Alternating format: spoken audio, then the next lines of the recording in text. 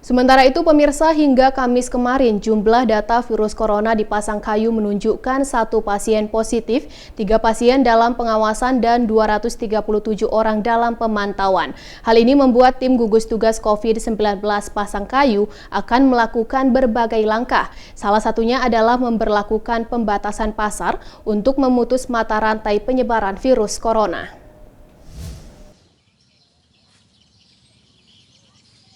Tim gugus tugas COVID-19 Kabupaten Pasangkayu melakukan berbagai langkah pencegahan guna memutus rantai penyebaran COVID-19.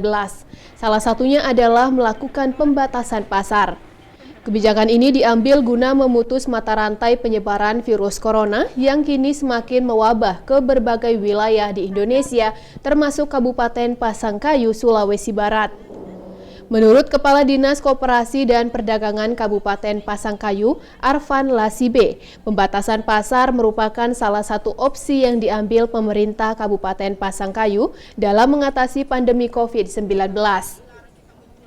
Pemerintah juga akan melakukan beberapa langkah antisipasi lainnya, yakni memperketat keluar masuknya orang di perbatasan dan pengawasan terhadap ODP secara ketat. Tidak melakukan penutupan pasar. Ini yang perlu saya stressing, bahwa pemerintah daerah tidak melakukan penutupan pasar yang ada di Kabupaten Pasangkayu. Dari pasar yang ada itu berjalan seperti biasa. Karena kita ketahui bahwa bagaimanapun juga pasar itu adalah pusat perekonomian rakyat. Apalagi ini pasar mingguan yang tentunya dalam kondisi ini masyarakat juga harus bisa ada solusi di dalam hal pemenuhan kebutuhan pokok rakyat.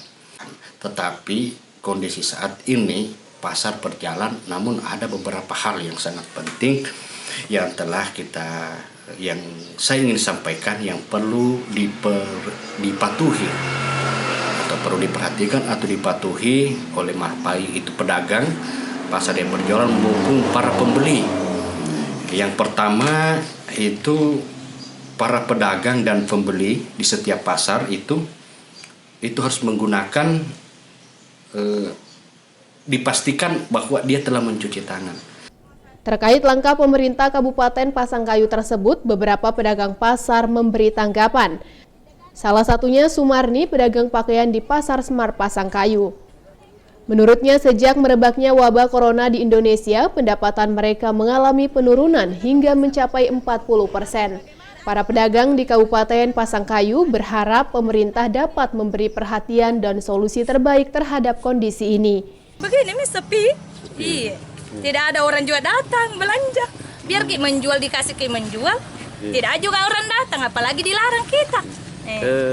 Bisa dapat berapa sehari sebelum virus corona? Minimal 500. 500 iya, rata. Yang kalau sekarang? Enggak ada belum ada ini. Biar 10.000 enggak ada ini. Dalam sehari sampai selesai pasar bisa didapat. Kalau di sini rendah sekali, kalau di sini dia. Sementara itu, data tim gugus tugas COVID-19 Pasangkayu hingga 16 April Kamis kemarin menunjukkan 1 pasien positif berasal dari Kecamatan Pasangkayu, 3 pasien dalam pengawasan, dan 237 orang dalam pemantauan, serta 8 orang tanpa gejala atau OTG. Dari Kabupaten Pasangkayu, Abdul Jalal, iNews melaporkan.